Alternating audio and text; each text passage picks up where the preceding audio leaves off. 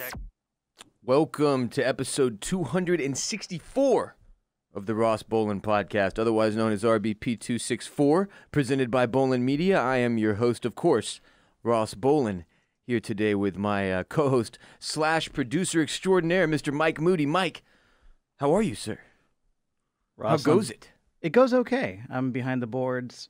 Now I have like 8 monitors in front of me. Yeah, now. it's chaos over there. I keep expanding things back here. I can't even see you. Yeah. There's like 15 pieces of electronic equipment between the two of us. I'm lost in the matrix. It's just chaos over here. Mike, I realized something over the weekend. What's that? You know, obviously, that I'm a big-time sneakerhead. I do. Large collector of shoes. It's very inspiring to me. It should be. I've worn lots of shoes. That's my Forrest Gump. Today I'm wearing the Jordan. Sounds kind of British. Does it? Does my Forrest sound British? Well, it shouldn't be. Just one more time.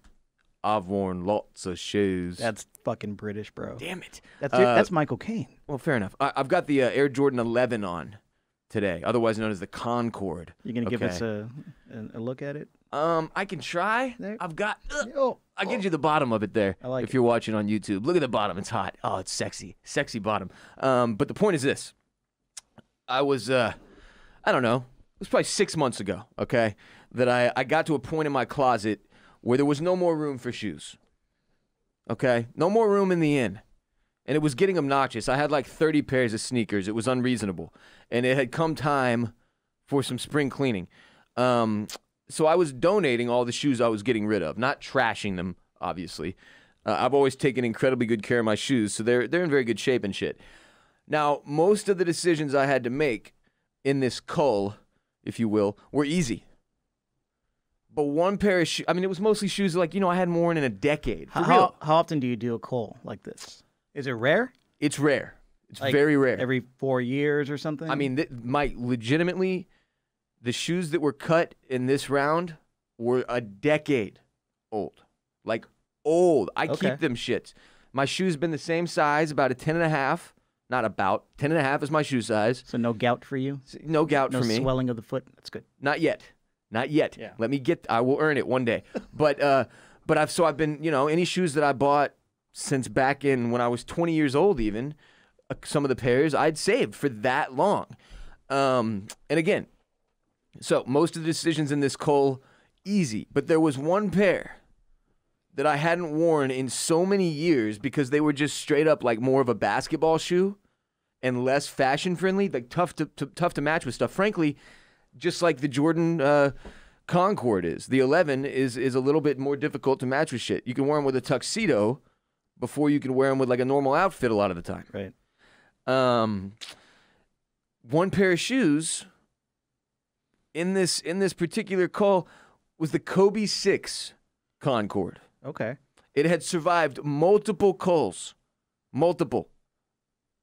So And one of your favorites then? Yes, and I had literally owned them since I was like 19 or 20 years old in college. You can look them up, Kobe 6 Concorde, if you want to type them in so you can get an idea of what you're looking at here. I'm 32 years old now, just for the record, okay? I had these shoes for over a decade, and I donated them legitimately 6 months ago, man. This pair of Kobe's, which obviously makes me even more upset about the Kobe shit, complicated as it all is. By the way, we discussed his passing on episode 262 if you're looking for more on that. But yeah, it hit me over the weekend, man. I had this Kobe 6 Concorde, this pair of shoes that now the fucked up thing is I'm over 40 pairs. The goal was to keep me under 30, and I've climbed up over 40, so I should have kept them anyway. And like I kept other pairs of shoes that I very much I would switch them out in a heartbeat now if I could, obviously. Right. I mean, I would pay $500. You're regretting it. Huge regret. Are they worth $500? The crazy shit, you can't even find them. Okay. If you look up a 10.5 on StockX for the Kobe 6 Concorde right now, you can't even find it. So I don't even know what the value is. It's not even about the value. It's not like, oh, Ross, you could go buy another pair. I want my pair, you see, because I had them for so long, bro. And I took such good care of them. They're in good shape. Now it's like, I'm pretty sure it's my cleaning lady's son stunting in Kobe 6 Concords just somewhere in Austin today. And it should be me by rights. I swear to God, somebody better be utilizing those shoes the way they deserve to be utilized. Because I am so bummed. Maybe you changed a life today, Ross. I hope so. I just like, dude, it didn't even hit me when the news of Kobe's passing first dropped. It didn't hit me till over the weekend when I was like sitting there and I was like, oh my God, I gave my Kobe's away. The only pair I'd ever had, and that's not even true. I had some more when I was a little kid, probably around like 12, 13, 14 years old when he had his first few pairs of shoes. Kobe had some ridiculous Nikes back in the day. One of the pairs I'm remembering is like there were those giant silver space boots style. Like I remember looking at it and being like, dude, your feet weigh like 6 more pounds now. How are you going to jump high? But the man was able to pull them off. I just can't believe I got rid of the Concords, the Kobe 6 Concords. Crushed me. If you're out there and you're listening and you're like, oh my God, I'm wearing Ross's shoes right now. I don't know how you would know. Maybe it's the smell. I have a very specific foot smell. I can attest to this. Mike knows. I'm here. Small room. Then holler at your boy. I would like those back, please. Yeah. Anyway, gotta pay for all these shoes. So RBP 264 is brought to you by Leesa. Your mattress is the most important purchase you're gonna make for your place. Whether you're in a studio apartment, just starting out post-grad, or maybe you're in college still and you just got your first place after the dorms. Maybe you're in a 4-bedroom house with 2 kids and I don't fucking know. It doesn't matter. Having a fantastic bed for your body and mind to rest every night is paramount, no matter your situation. Leesa knows how important rest is to a better life. Leesa is the foundation of a healthier, happier you. And to Leesa, a bed is more than just a place to sleep. It's a place for relaxation and rest. All Leesa's products have been thoughtfully designed to go beyond creating a comfortable bed to transform your bedroom into a sanctuary you actually want to spend time in. Leesa's most advanced luxury hybrid mattress is made with premium foams and springs for enhanced pressure relief with edge-to-edge support. I've been sleeping on this bed, the Hybrid by Leesa. This is the one I have. Their hybrid mattress, the luxury hybrid, for over 3 years now. It is unbelievable. Incredible. Far and away, not close, best mattress I have ever owned. Best 3 years of sleep so far in my life. I recommend it to everyone I meet in the fucking street because it's real. It's that real. I sleep on a Leesa pillow. I cuddle with my dogs in a Leesa blanket on my... It's not a Leesa couch. It's just a normal couch. I wear a Leesa t-shirt that they sent me sometimes because it's incredibly comfortable too. Leesa rules. They believe all people should have access to deep rest and relaxation, and as such, they make it easy for their customers to know they've made the right choice through their social impact initiatives tied to each purchase. Leesa donates 1 mattress for every 10 they sell through organizations that work in causes like foster care prevention. To date, they've donated more than 33,000 mattresses through more than 1,000 nonprofits. Leesa mattresses are made in the USA, in-home delivery, and setup is available. Financing is also available. Don't miss out, RBP gang. Live healthier, live happier by resting deeper. Order today. Get 15% off any mattress for a limited time at leesa.com/RBP. Use the promo code RBP. You'll get 15% off any mattress for a limited time. That's LEESA.com/RBP. Promo code RBP. Keep in mind, you also get a 100-night risk-free trial plus free shipping and returns, meaning that if I end up being totally full of shit, a liar, which I assure you will not happen, ever, you get a 100-night risk-free trial plus free shipping and returns. You don't even lose anything. If I'm wrong, which I'm not, ever, when it comes to this type of sleep talk, I'm never wrong. Never been wrong. I was going to say, we have a men's coming up, so. That's true. Next, our announcements and amends and shouts and stuff are coming. So here we go. Oh, first, happy birthday to Emma Barrison. Thank you so much for listening. Also, tight last name. Berenstein Bears reminds me of, but Barrison. Cool name. I like it. Yeah, Bearison. Emma the Bear. Yeah. Happy birthday, okay, here's the thing. It's Makala. Your boyfriend who requested the shout, he put parentheses pronounced Michael A. Michaela? But that can't be right? Michaela. If it is, beautiful name either way. Happy fucking birthday coming up February 6th. Michaela. Yeah, I think. Michaela. That can't be right. No, it's wrong. No, it's got to be Michaela, right? Michaela. It's Michaela. It doesn't matter. Good for you. Macklemore. Happy birthday, Macklemore. Follow our show on Instagram at the Ross Bolen Podcast, where every day we fill up our story with photos and videos sent in by you, our listenership, the RBP gang. I collect all these photos and videos through Snapchat. At WR Bolen is my Snapchat. Snap me the photos and the videos. Keep them coming. I take the best ones every day. I throw them on the Instagram story. It's magical. We're also on Twitter at Ross Bolen Pod. You can find us on Facebook if you're the middle-aged aunt of one of our listeners sometime for amends and fact-checking. An Aggie named Amanda emailed me, and she said, in RBP 261, you pointed out that Texas A&M University has a case of an individual who was affected by the coronavirus.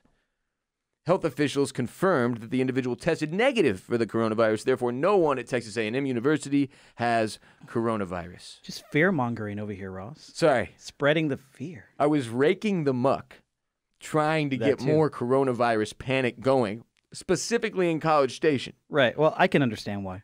Yeah. Those people, they ruined an entire 24 hours of my life at one point. I've got a wallet floating around College Station somewhere. I left my wallet in College Station. That's a country song. Sounds like a country song. We also have a new intern, Natalie, who's our fact-checking intern, and she provided us with some amends to RBP 263. First of all, the CEO of Chipotle is Brian Nickel, who prior to running Chipotle was the head of Taco Bell. Oh, I thought it was a Nickelback. No, but she also says he's RBP's mortal enemy. Well, yeah. Brian Nickel. Nickelback. Chipotle is the 18th largest food chain in the country with a net income of $475.6 million. 18th is further down the list than I anticipated. There are 17 food chains that make more than Chipotle? What do you think is above? I mean, obviously McDonald's, Burger King. McDonald's, Chick-fil-A. But like, is Burger King above Chipotle? That would be surprising to me. No, Burger King's been around for like 40 years. Yeah, but Burger King is so not hot, though. Like, when's the last time Burger King made a move? Like, make a move. They had those commercials with the King. Those Yeah, are pretty that's dope. true. But that was like 10 years ago. They've been making moves. Yeah, but that was a while back. It's been a while since they had a win. Right. They were paying the King to come out with like every UFC fighter for a while there. Right. That was weird. Like it would be like or boxer. It would be like Floyd Mayweather, and then right behind him would be Justin Bieber, and then right behind him was the Burger King, and we were all like, weird, man. Okay, we're still not gonna come eat the nuggets. Like it's tight that y'all pulled this off, but we're not coming through. I like that they still have that long chicken sandwich. Yeah, you know, it's like a sub. It's not like, aesthetically pleasing, but I'll go in for one every 5 years. It's all right. And that's the only thing I get at Burger King. Mm-hmm. That strangely shaped chicken sandwich. You don't like the flame broiled burgers? No. And there's like not enough mayonnaise. I just want to ask for a little bit more mayo. I love mayonnaise a lot. I'm disgusting. Well, you're a white man. I know, but it's like I try to get away from like most of the horrible white stereotypes. That's just one that I couldn't avoid. I really like mayonnaise. I mean, I really like mayonnaise. I really like it. Somebody's gonna throw up listening to us talk about this right now. But mayo, just a thick glob of white. You just squirt it wherever you want it. Bro, I love this shit. I'm on my turkey sandwiches. Let me think. What do I put mayonnaise on? That's mostly it. Turkey I dip sandwiches. my fries in it sometimes. That's disgusting. I dip my fries in mayo and ketchup, and it's just delicious. You know what? I'm gonna be honest with you. Some people would say that's disgusting. I said it on behalf of them.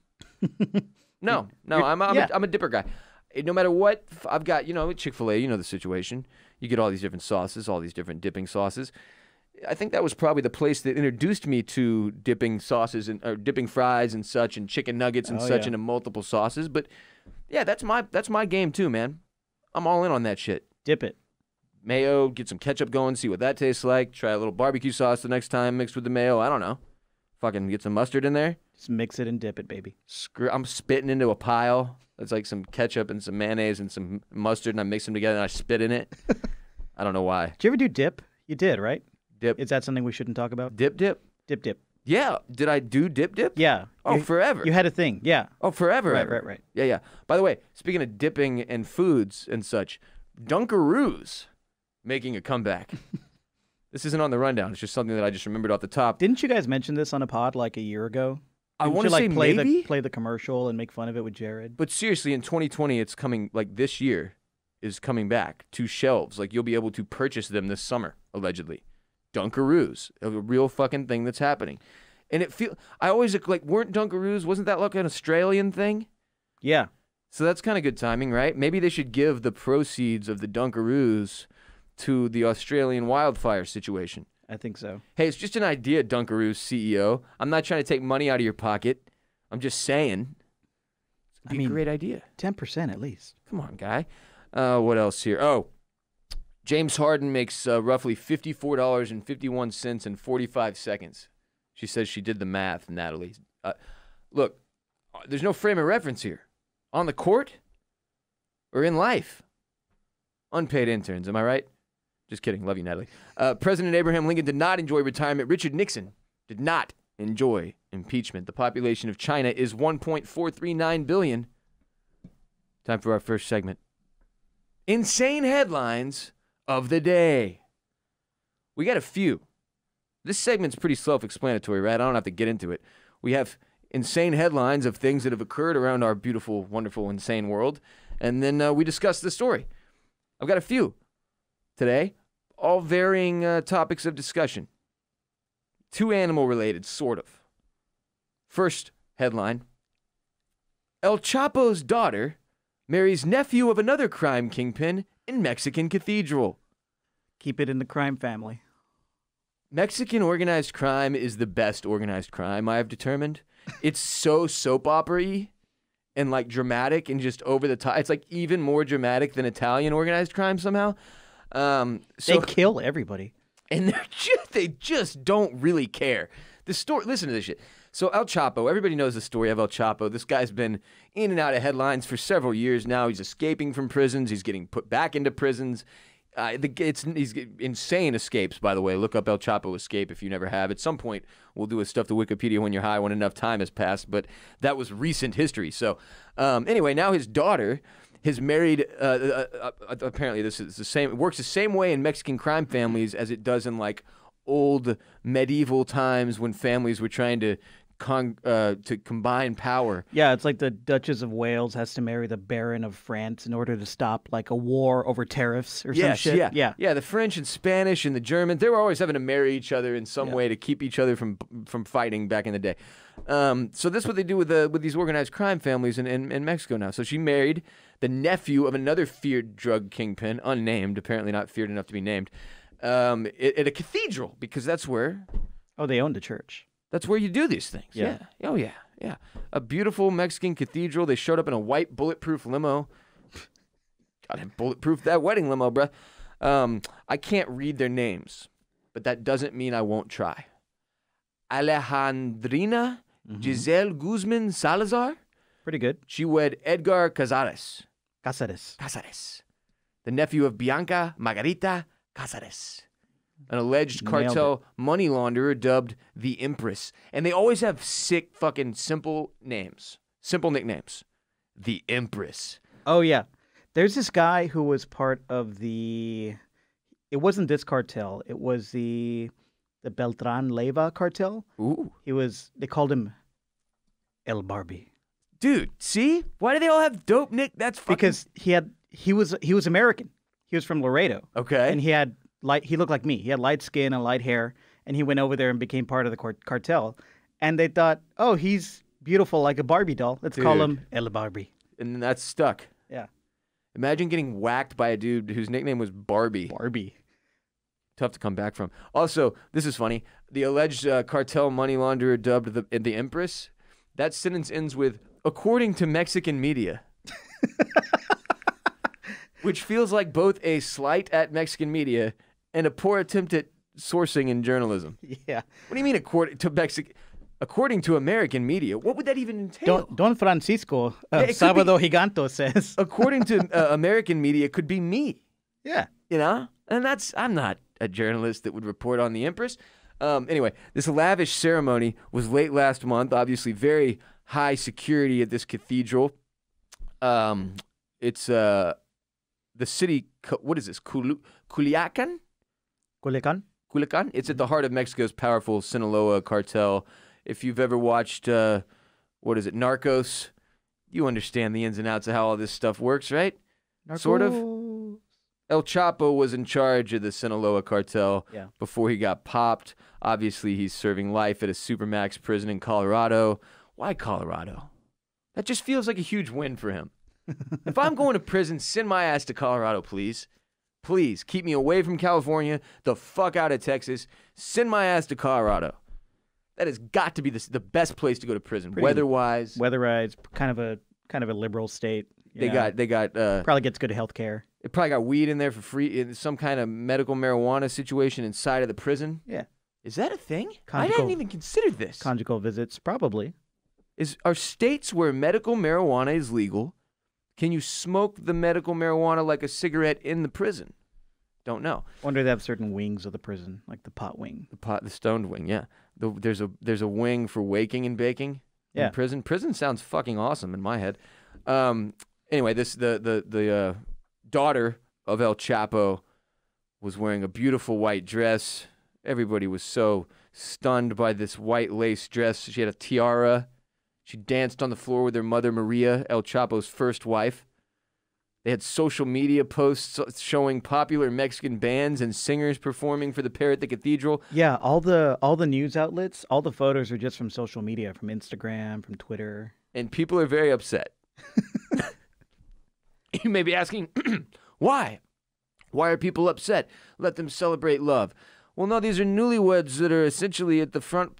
They're like the front-facing two people for two cartels who murder innocent people at this point. So this isn't good. No. The Mexicans aren't stoked on this, and it's taking place in a cathedral. And by the way, the bride, his daughter, she's done a really good job of spinning up El Chapo-related products in his absence, including an El Chapo beer. Okay. She is slanging merch. She's got a clothing line. She's going legit, Ross. He's in prison. She's trying to go legit. She's marrying other cartel guys to build up this. She's making moves. She's got the El Chapo beer going. Why are they? This is just wild to me. Dude, this cartel, if you read further down in the story, yeah. They took a city of 1 million people hostage. Yes, that was when El Chapo was captured. Yeah. The most recent time, right? That is some Dark Knight Rises when shit. It was just all out chaos. Yeah. Fucking gunfire in the streets and shit. These dudes are nuts. The cartels, the power they have, how it's tied in politically, and then all the drama, the Mexican Catholic Church. I mean, there is so much shit tied in there with all these powerful families and all this money and all this illegal shit going on in Mexico. But that story, listen. If there is a wedding you do not want to be at because your chances of being shot while you're there are so high it's not worth it, this is the one. This is the one. It would also be thrilling, I'm sure. Next headline. Vets, like veterinarians. Vets save man's dog from cancer. He thanks them with a $6 million Super Bowl ad. Wow. By the way, did you see the Super Bowl ad I put up on my Instagram that was the dude who, he pops up in a Hawaiian shirt and he's like, hey, I'm Fred and I've got a jewelry store. That's it. And then the commercial ends and it's like the jewelry store address and phone number. Right. And that was it. So you paid like $3 million for that. Like he was like, all right, I got to get this commercial in. I've got some extra cash. This Hawaiian shirt's dope as fuck. I have an iPhone. I'm going to get in there. I'm going to do this. And then he really, really did. It's a 20-second like. Good for Fred. I'm Fred Davidson and this is my jewelry store. And then it just cuts to the fucking, that's it. It was beautiful. That's awesome. It was. Anyway, from Yahoo. Last summer, David McNeil's 7-year-old golden retriever Scout was diagnosed with cancer and given a month to live. Already sad. Fuck all that. On Sunday, Scout was featured in a $6 million Super Bowl ad paid for by McNeil, raising cancer awareness and urging viewers to donate to the University of Wisconsin School of Veterinary Medicine that saved his life. McNeil, the CEO of WeatherTech, which was featured in the ad, paid for the spot that shone light on the school's program and research into fighting cancer in animals, according to NBC News. He told NBC News before the ad aired, he shared his story with them, explaining that he was willing to do whatever was needed to save Scout after he was given a 1% chance to live after doctors found a tumor in his heart. The veterinarians treated Scout with aggressive chemotherapy and radiation, nearly eradicated the tumor, and Scout is apparently now happy and healthy. NBC says he's a very good boy. He's a good boy. I love that journalists feel the obligation to insert like meme and internet culture into their stories now. Like this is the whole thing's written in like legit journalism, and then it has to have a very good boy joke in there. I'm serious. I really do love that. My first take on this was, why didn't he just donate to the medical research himself? But sure. But this commercial is going to probably bring in a flood of $1 million donations. Right, because more and more people will hear the story and be inspired by Makes it or sense, whatever. yeah. They also, apparently, the program's dean, Mark Markle. Your parents named you Mark, and your last name is Markle? Mark Markle. M-A-R-K space M-A-R-K again.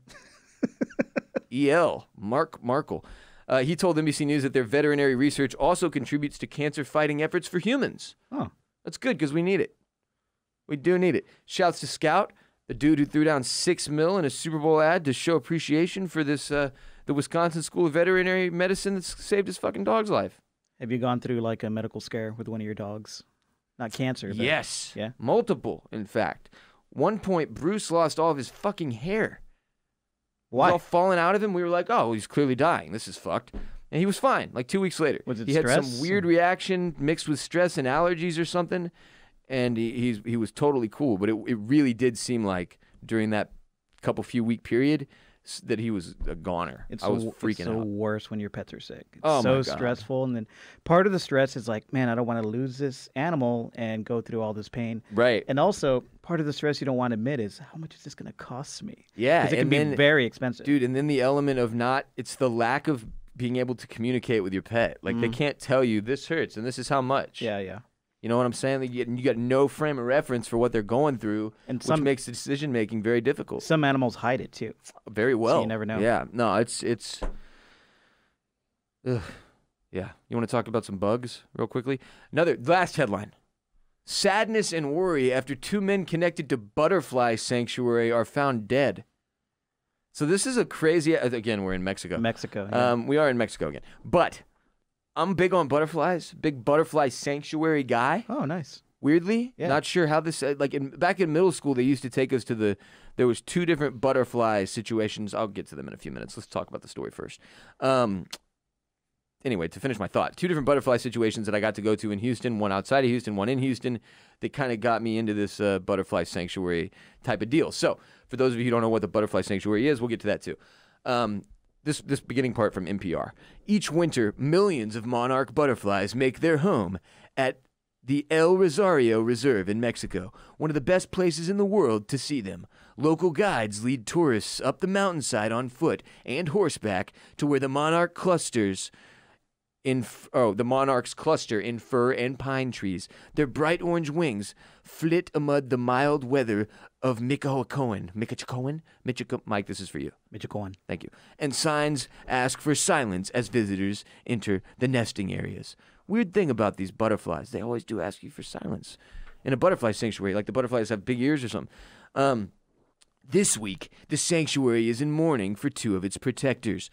So 2 dudes connected to the same butterfly reserve, El Rosario in Mexico, found dead in the span of a week.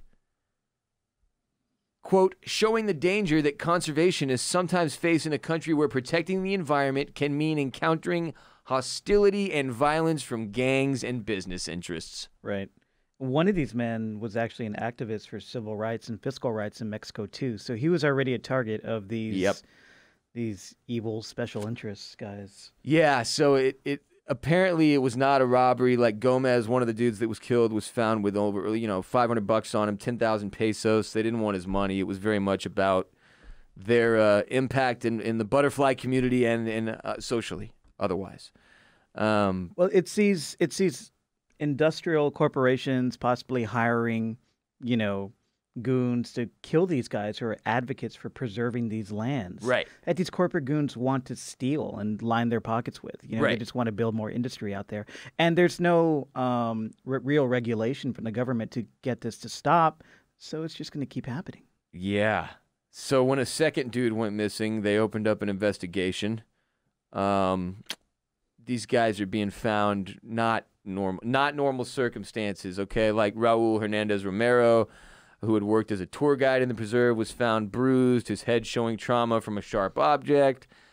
Authorities have not said whether the deaths are connected.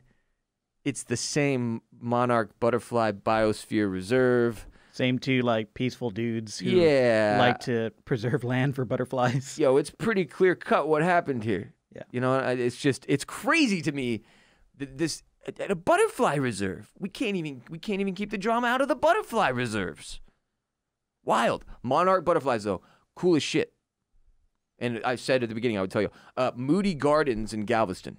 That's one of them that I've been to probably 4 or 5 times. Yeah, I've been there. Crazy big butterfly thing. Last time I was there, I was so small. I bet it's a lot smaller than it is in my memory.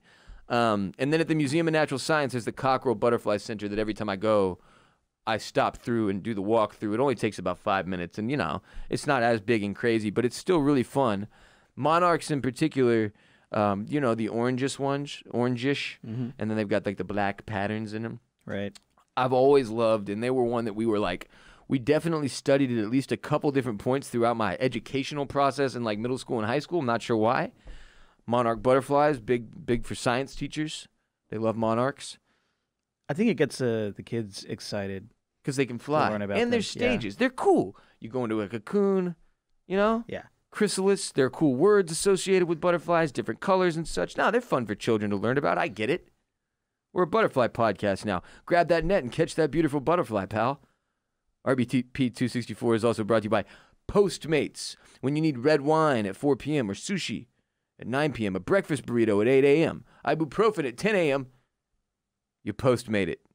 Postmates is your personal food delivery, grocery delivery, whatever kind of delivery service all year round. Anything you're craving, Postmates can deliver. The largest on-demand network in the U.S. They offer delivery from all the restaurants, grocery and convenience stores, traditional retailers you could possibly want or need. 24 hours a day, 365 days a year, Postmates will bring you what you want within the hour. I use it probably 3 to 5 times a week, if we're being honest. I'm on the move a lot. I'm at home grinding a lot in my home office. Don't have time to bounce. Don't have time to run to the store and get a smoothie or get some, maybe there's some random. The other day, I Postmates, what is it called?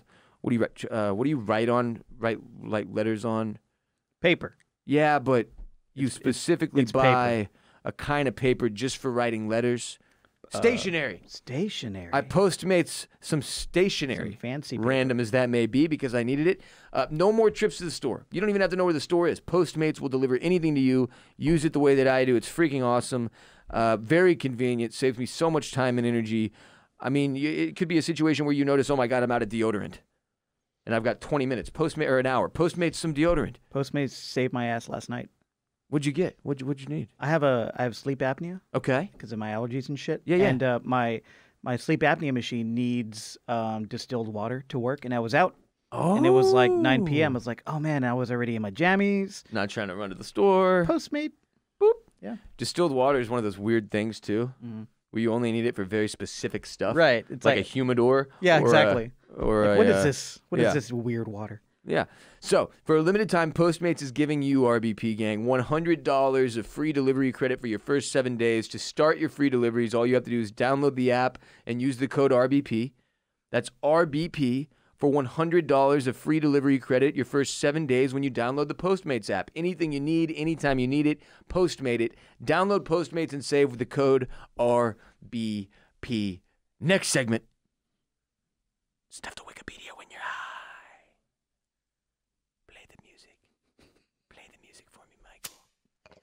Grab your light. This is stuff Did we? Wikipedia when you're high.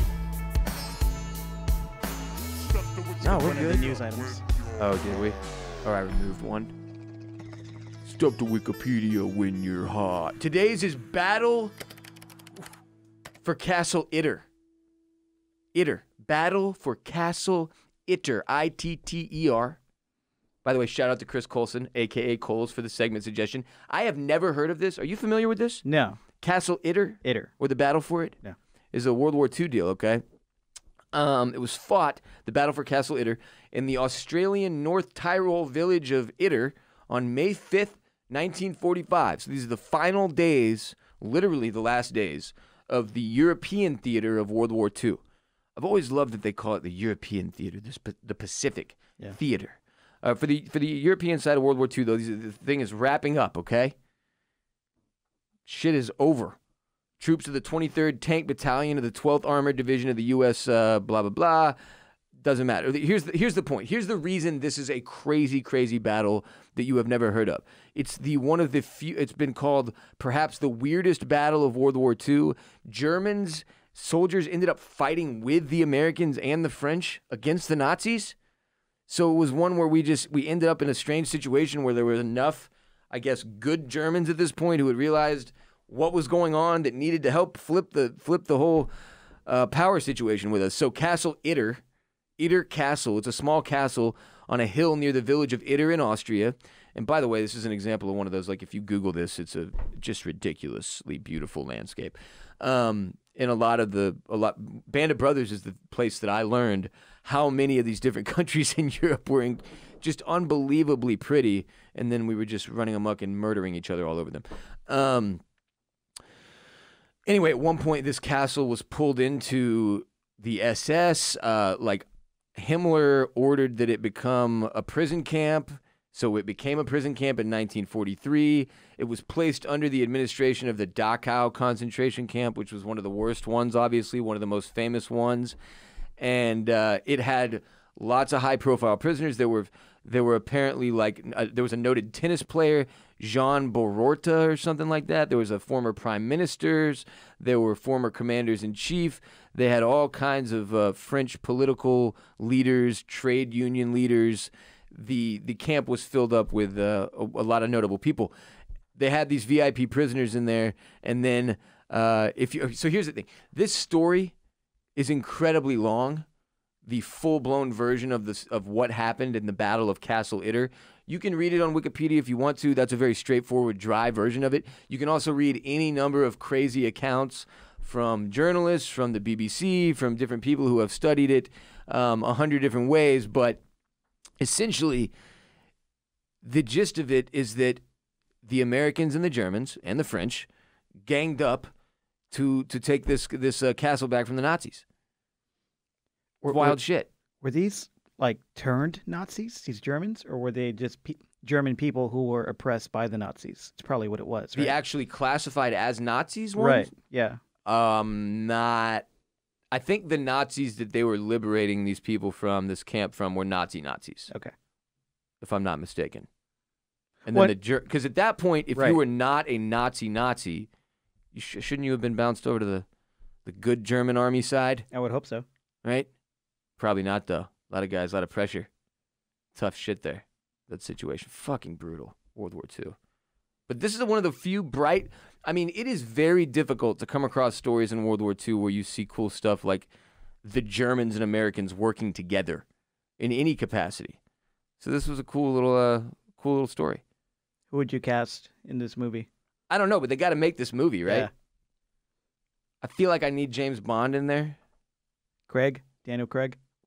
Or Daniel Craig might need to be the main guy. Pierce Brosnan. Brosnan's too old now. Just kidding. I don't feel like he can pull. Yeah. No, not GoldenEye. We need Casino Royale version. Yeah. Hey, go research and read all about Battle for Castle Itter in your free time. It's another great stuff to Wikipedia when you're high. RBP264 is also brought to you by Felix Gray. As Mike and I often mention and talk about and complain about, we've got screens in front of our faces from morning until night. Laptop screens. I got a TV to my left, a TV to my right, 3 different cameras pointed at me. I'm on my cell phone all day. I'm on my television watching shows for OCC. I mean, screens, all up in my face all day, every day. I would tell you my number for my screen time on my Screen Time app. I'm too embarrassed by it. I'm going to keep it to myself. Let's just say there is too much, and there is no cutting back. And too much screen time results in tired eyes, dry eyes, headaches, blurry vision, trouble sleeping, all of those things I experience on a nightly fucking basis at this point. And unfortunately, as I've said many, there's no way around that. I'm blind as a bat. I wear contacts all day. And by the time night rolls around, I'm typically pretty burnt out, eyes-wise. I mean, this is something I've experienced for 20 years, since I was a little kid, and I got contacts for the first time. But these are all old problems since I've started wearing my Felix Gray blue light blocking glasses. Felix Gray launched in 2016 with the singular focus to offer the most effective computer glasses on the market with all the quality of brand name designer frames, and they quickly became the internet's favorite blue light glasses. They filter out 90% of high energy blue light, Felix Gray does, and eliminate 99% of harsh glare coming from screens. I am not shitting you. It is wild. When you put these on, you will notice the difference immediately, especially if you're like me and you're putting your eyes under a ton of stress all day, every day. When you put on your Felix Grays at night, it is instant relief. If you're watching TV or playing video games or whatever, I guarantee you will notice the lack of glare. It is very strange. I somehow have less glare with Felix Grays on than I do without anything on my face, which shouldn't create glare. It's wild. And unlike other brands who use these cheap coatings that are ineffective, they chip, they scratch, Felix Gray uses a proprietary blue light technology embedded directly into the lens, available in prescription, but also non-prescription, also readers. You don't have to be blind as a bat like me. Cheaters. Yeah. Felix Gray has you covered. Optical glasses for work and sleep in the evening. They're clinically proven to increase melatonin secretion when worn leading up to bedtime if you get the sleep glasses. Why would you buy glasses from a company whose sole focus isn't making glasses? I trust Felix Gray because they make the best blue light glasses in the game, and this is what they do. Go to felixgrayglasses.com/RBP. Get a pair of blue light glasses from the pros. Shipping and returns are totally free. That's FELIXGRAY glasses.com/RBP. felixgrayglasses.com/RBP. Next segment. And now, Ross Bolen's Animal of the Week.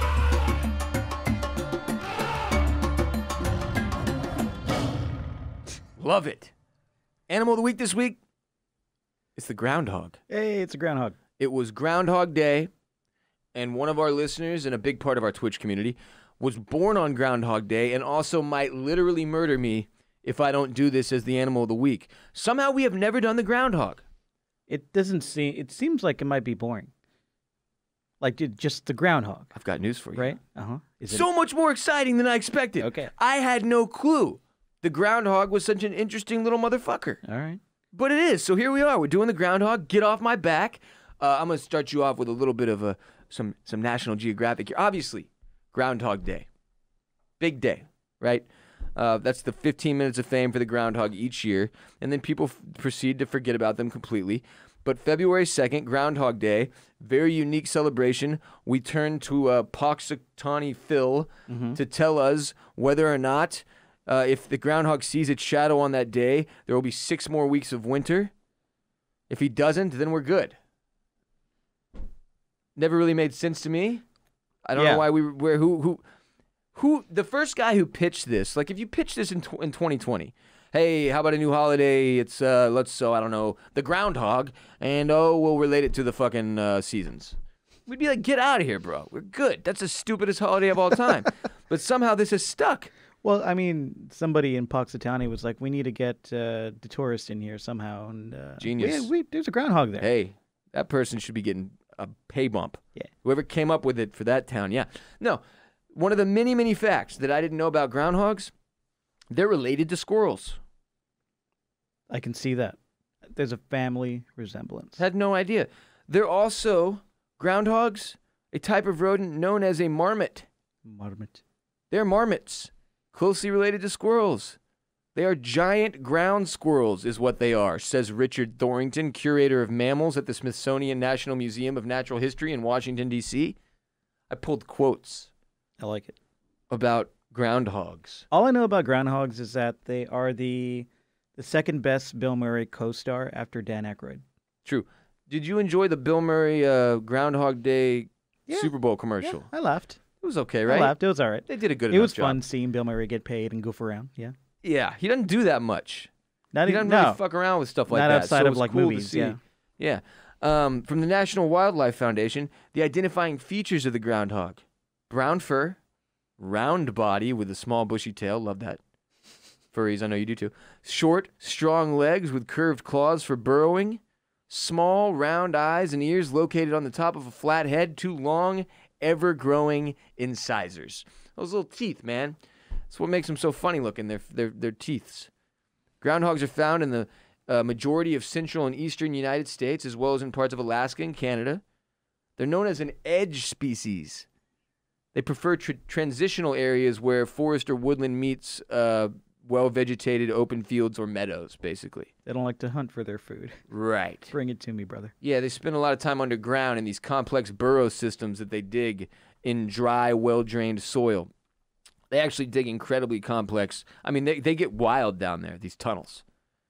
Real wild. Yeah, like rabbits. Yeah. They dig their burrows into areas with nearby cover like fence rows or hedgerows or beside structures or home foundations or trees. They eat approximately 1/3 of their weight in vegetation every single day. They're considered herbivores, but sometimes they eat insects. It's like less than 1% of the time. In the summer and fall, they increase their consumption to accumulate fat reserves because they use those fat reserves to survive the winter during their hibernation period. Like bears. Except they're fat little furry squirrels with 2 huge front teeth. During warm seasons, they may pack in more than a pound of vegetation at one sitting, which would be like a 150-pound man eating a 15-pound steak. Can you imagine eating a 15-pound steak? I mean, I've dreamt about it, but couldn't do it. I weigh about 160. If you tried to feed me a 15-pound steak, I would go into cardiac arrest and die. Could not put back a 15-pound steak. No way. No amount of weed could get me that hungry. During hibernation, they go 150 days without eating. And by the way, the groundhog, the marmot, also known as a woodchuck. I thought that was 2 different things. Went my whole life, 32 years on Earth. How much wood could a woodchuck chuck if a woodchuck could chuck wood? Never did a single teacher, parent, website, tweet, Bill Nye, none of the scientists I trusted, none of them told me this, that a woodchuck and a fucking groundhog are the same thing. Public education, man. How much wood could a groundhog chuck if a groundhog could chuck wood? Doesn't sound the same. It doesn't, does it? Not as good. Not as good. Quite as good. But they grow those crazy teeth, okay, that can withstand the wear and tear. They grow about a 1/16 of an inch each week to continue, you know, obviously when you're chewing on that much wood and chucking. Got some toothage breakdown there. The enamel, Mike. Yeah. You got to take care of the enamel. Hard and strong enamel. With your Quip toothbrush. Yeah. I just got a tooth pulled the other day. Did you? For what? Why? Molar. I cracked it, and it cracked so deep that they were like, we need to take this bitch out. Did you get a new one? They're going to put something there, like a bridge.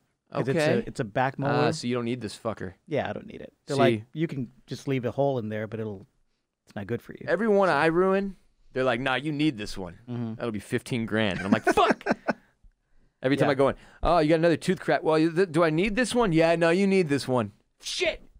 One day I'm going to go in and they're going to say, nah, you can get a bridge. They were trying to get me to pay for another one. And then my sister-in-law is a dental assistant in Houston. So I called her and like, do I need this? Like, you don't need that shit.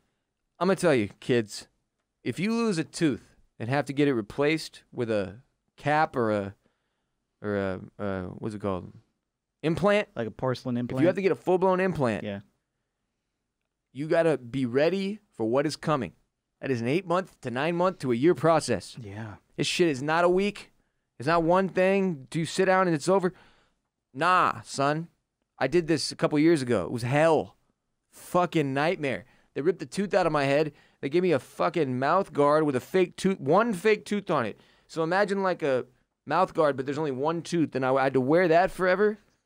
Was it like a front tooth or? Yes, bro. It was like this one. So when I took it out, then I looked like a crackhead. The only cool thing was I could stick a cigarette right in that hole. That is so sad. And just smoke it. That's disgusting. Without having to open my mouth. That's gross. Look, I'm not saying I did that. I'm saying I could have if I wanted to, though. You know you did it at least like 8 times. Look, the option was there. I had to take it. I had to take it. Okay, I have one more fact on the woodchuck / groundhog / marmot. All right. I don't understand how those are all the same thing. I feel like I'm being bamboozled, but whatever. Bonus fact from the National Wildlife Foundation. Although groundhogs may not be the best weather predictors, first of all, shade. They're not the best at what they're known for. Damn. But I guess, the best would probably be, I don't know, a satellite? Not a groundhog. They do, in fact, emerge from dens in early February. This is the practice of males as they rouse themselves to wander around their 2 to 3 acre territories in search of burrows belonging to females. Yeah, they just wanted to fuck. So this is hilarious. They wake up from their hibernating. They stumble, starving around until they can find a female burrow. Then they just barge in and spend the night. Yeah. And research suggests that during this night, no mating takes place. The visit is probably just so the animals can get to know each other, and then they can get down to the business of breeding when they emerge for food in March. How sweet. And outside of the mating season, these woodchucks, these marmots, these groundhogs, they're solitary. They like meet up. Do you like being called a marmot or groundhog? Is there squads? Do they do you run like? in different groups? Is it like race with us? Because it's like you're all the same, you know? You dumbasses. You're just finding reasons to go by different shit. I'm talking to the groundhogs and also all of you listening. That was your animal of the week. The groundhog, also the marmot and the woodchuck. Do you like Groundhog Day, the movie? I am a fan of the movie, yes. Yeah, movie. Big fan of the movie. Movie's awesome. That is a very funny, very original Bill Murray movie. Weirdly enough, the memory I have of watching Groundhog Day is with my Mimi. The first time I ever saw it was in her house, and I remember being like, how have I never seen this movie? How did I miss this Bill Murray movie somehow? I was probably 14, 13, 12, somewhere in there. And she thought it was hysterical. And I had never seen it, and I was dying laughing at how absurd the concept was. That it was just this dude waking up day after day after day. Yeah. And basically having to figure out how to master that cycle. My favorite is when he just decides to kill himself for like a whole year. Every day I'm just going to fucking kill myself. Dude, it's a great movie. And Bill Murray is one of the all-time goats. Oh, yeah. Goes without saying. Next and final segment, final RBP Impact Initiative call-out. So this is the last time we are going to do a call-out for the RBP Impact Initiative. If you have not heard me explain this so far, the Impact Initiative is simple. The RBP Impact Initiative is this. It's a way for you guys, the listeners, you girls, our listenership, to share your stories with the rest of what is known as the RBP gang. So you email in ross@rossbolenpodcast.com. If you want to share your story on the voicemail, you can. It is much less likely that I will find it in the voicemail box because it's chaos in there and people call and do things like scream for 20 seconds and hang up, or like it's just madness. So 888-WR-BOLEN is our voicemail. That was me. Sorry. Yeah, it's Mike typically at night. I'm like, Mike, it's you again. I can tell from your voice. We talk every day. And I have he's anger just problems. screaming obscenities into the hotline. It's just out of control. But the point is this. Email me, ross@rossbolenpodcast.com. Make the subject line RBP Impact Initiative. Just share your story, whether it's that you found the show when you were dealing with panic disorder for the first time and it helped you get through it, or your first bout with depression and Jade and Mercedes made you understand what you were going through back in episode whatever. Everybody has a different way that this show has impacted them. Y'all know the way it's impacted me, which I will obviously get into again during our special Impact Initiative episode. But this Thursday, this week, in 2 days, we are going to record our RBP Impact Initiative episode in full. It'll drop late Thursday night, where I'm going to share a bunch of these hand-picked stories from y'all. Hundreds and hundreds and hundreds of you have emailed in. And I mean, I'm telling y'all, it's been the coolest thing I've gotten to do so far in my professional career is go through all of y'all's emails and read your stories and hear from you. And not just the ways that the show has helped you or this and that, but also the ways you've utilized the show to change things in your lives, to help those around you, to grow closer to your family or your friends or whatever the situation may be. It has been so fucking cool to me and gotten me through one of the rougher months of my entire life, if I'm being honest. So this Impact Initiative, like everything else with this show, actually ended up benefiting me more than y'all. It's all just part of my selfish plan to use RBP to make my life easier, if y'all haven't figured that out yet. So share your stories with me, ross@rossbolenpodcast.com. Keep them coming. If you want to be anonymous, we will absolutely leave you 1,000% anonymous. For those of you who have been asking for me to make up creative nicknames for you, I'm running out very rapidly. Please chill. I'm not the most creative person in the world. I'm just one of the top 5.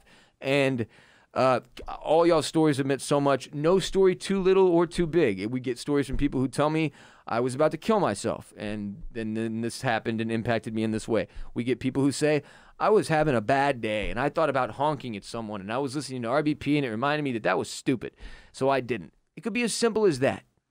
Share whatever your story is, ross@rossbolenpodcast.com. This Thursday we're going to go through a whole y'all are going to, it's going to blow your minds. We're definitely going to laugh. Some of you will for sure cry. I'm going to try to hold it together the whole time. I may have to come in I may have to have a stabilizer in there, some kind of drug to keep my ass from emotionally melting down. I'm going to give you all a couple of examples of some good RBP Impact Initiative emails that I've received. since our last call out. And again, this is your last call out. The final RBP Impact Initiative call out. If you got a story now, y'all can send them in after the fact. I know a lot of y'all probably won't hear this episode for 6 months. There's so many people working their way through the first 100 episodes of RBP right now that y'all are never going to be here in time. But I get that. If you have a story you want to share and it's 2022 and you know this was long gone, that's okay. You can still email me. I hope my email is the same. But I'm just saying, if you want to get your shit featured on Thursday's Sode, soon as possible. Tuesday night, Wednesday night, get them in. Ross at rossbolenpodcast.com. Okay, here's your 2 examples. First, from Coop Dog. I've been listening to your show for some time now, and I can't wait each week to hear the new episodes. I don't know why, but I followed you on Twitter before I began watching RBP and OCC, so I kind of knew who you were before I started listening. My sophomore year at college, I sank into some tough problems with depression.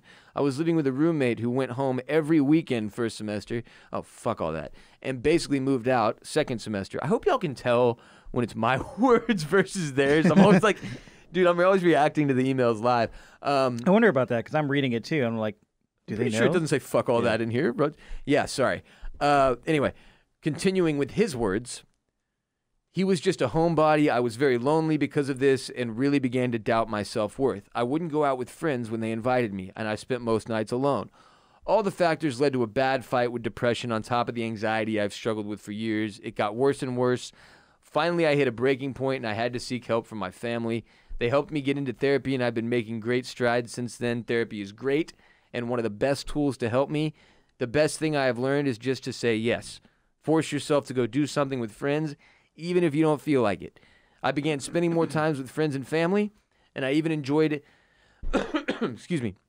And I even joined a band as a lead guitar player. Wow. Also, I've started exercising more and eating healthier. All of these things have really helped contribute to making my mental health better.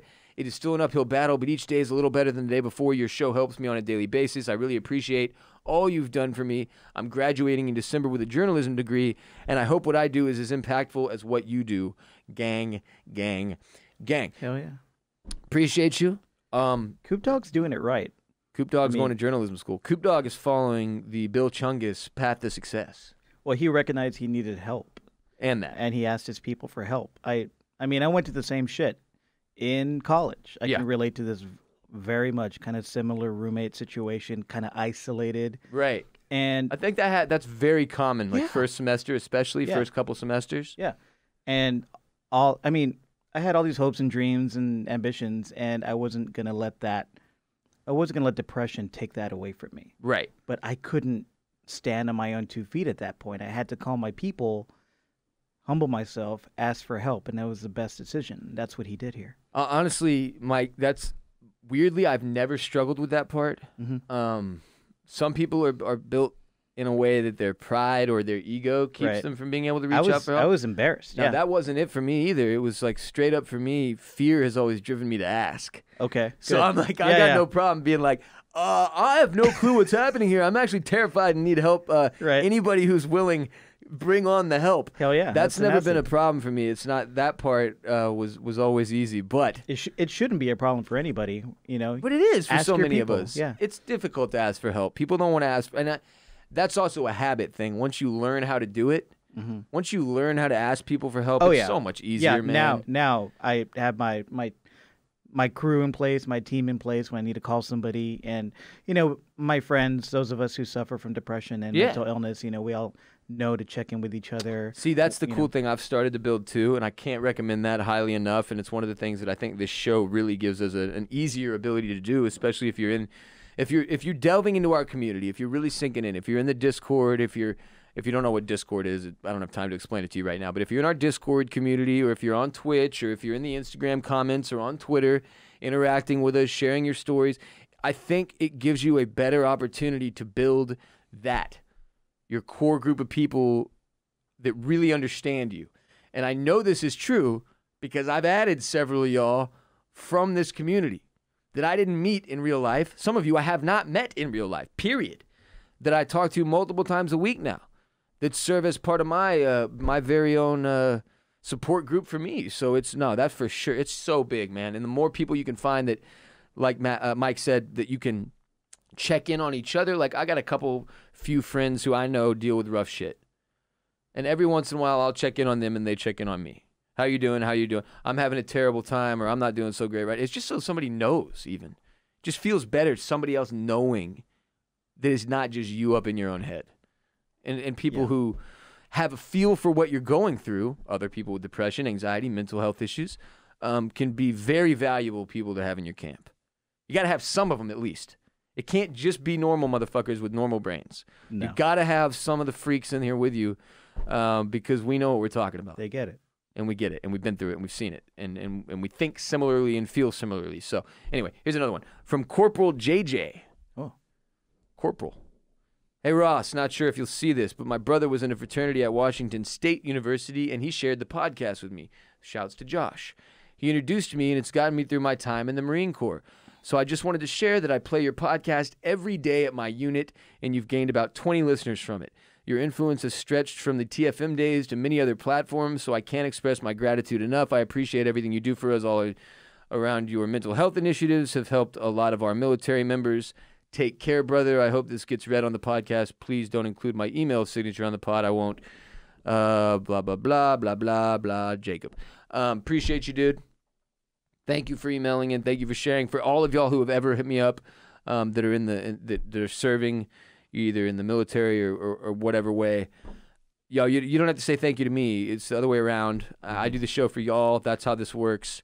So thank you for your service. I appreciate you sharing your story. I can't thank you enough for sharing the show with your unit.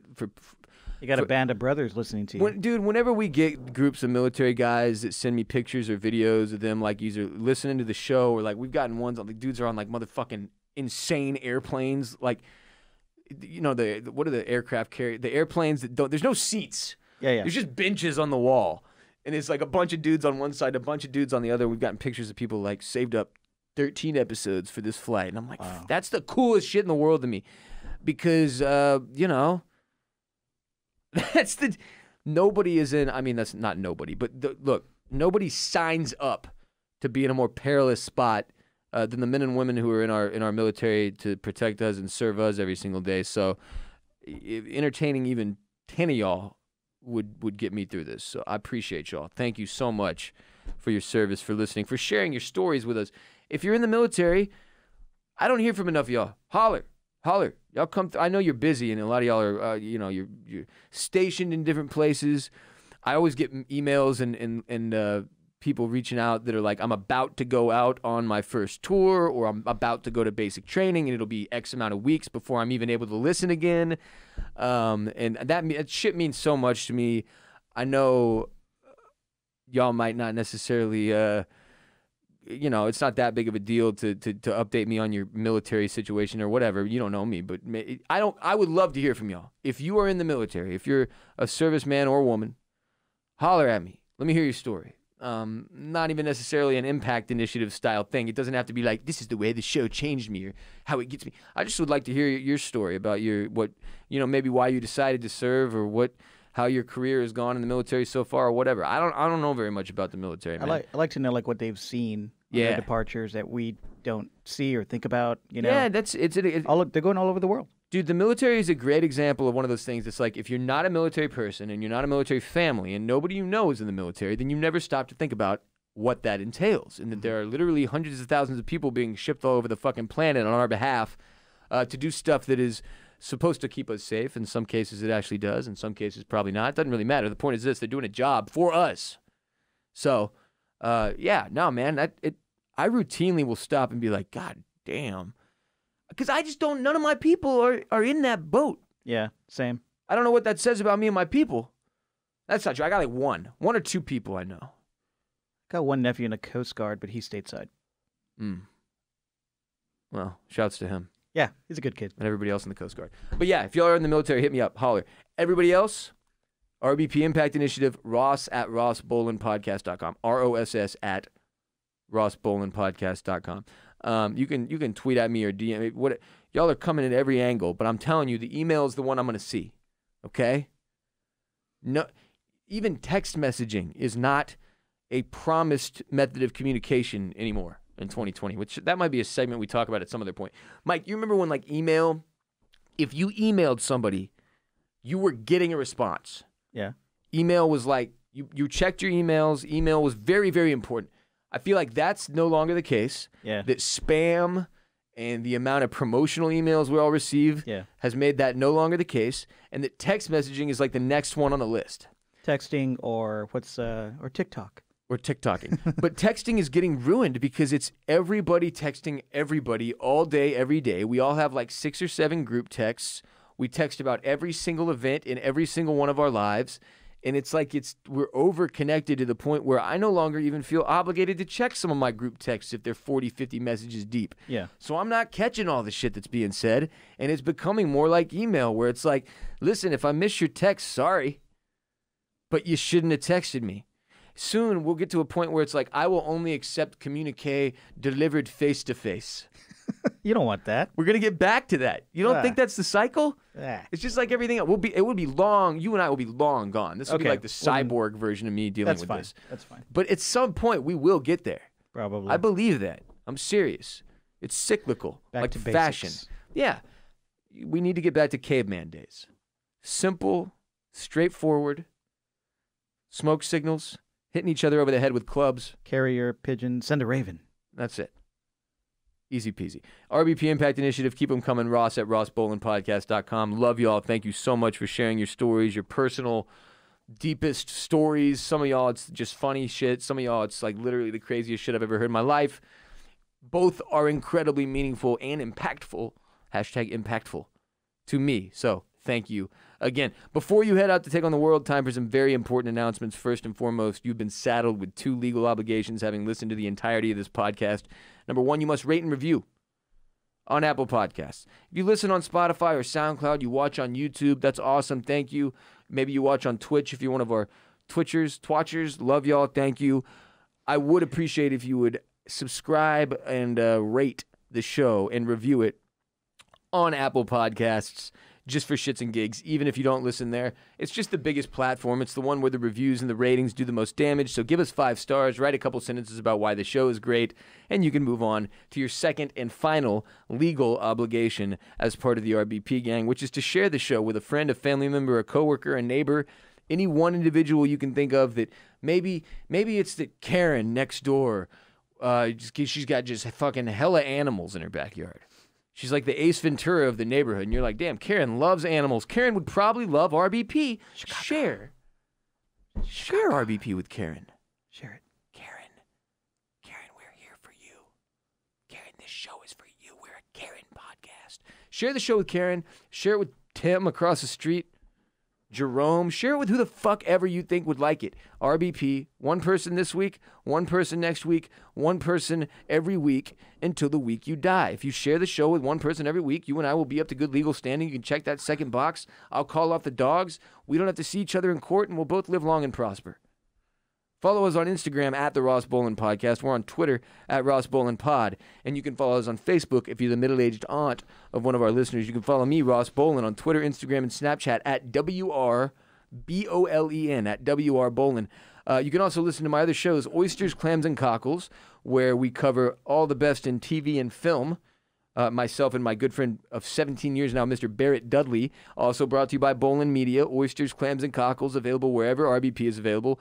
And now, our third podcast that we have added to the Bolen Media catalog is called Freeze All Motor Functions. It's one that Jared Borislow, one of the co-hosts here on RBP, and I started a few years back during season 1 of Westworld, I believe. Or did we start it before season 2? No, I think we did season 1. We might have just done rewatch to say, fuck, my memory's terrible. It doesn't matter. Freeze All Motor Functions available wherever OCC and RBP are available. Westworld season 3 is coming in March.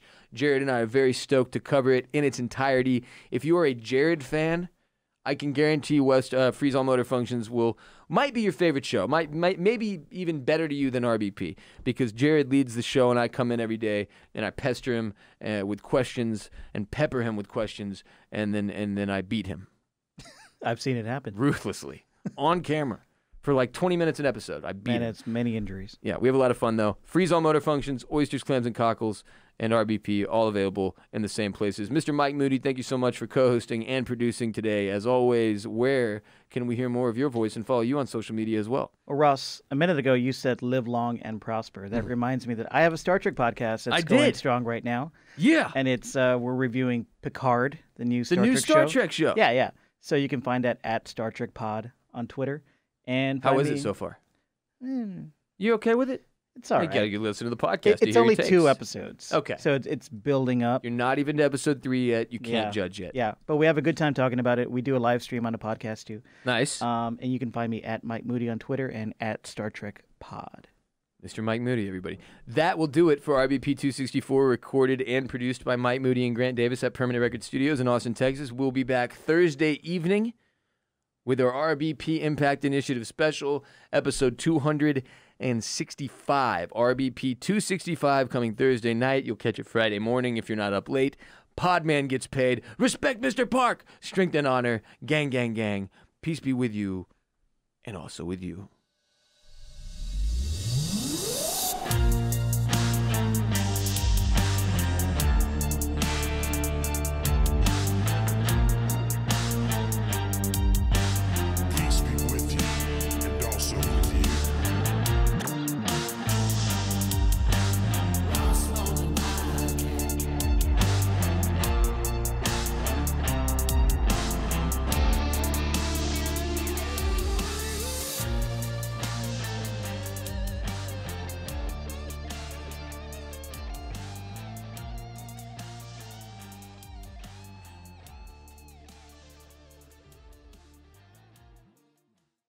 Go low, baby.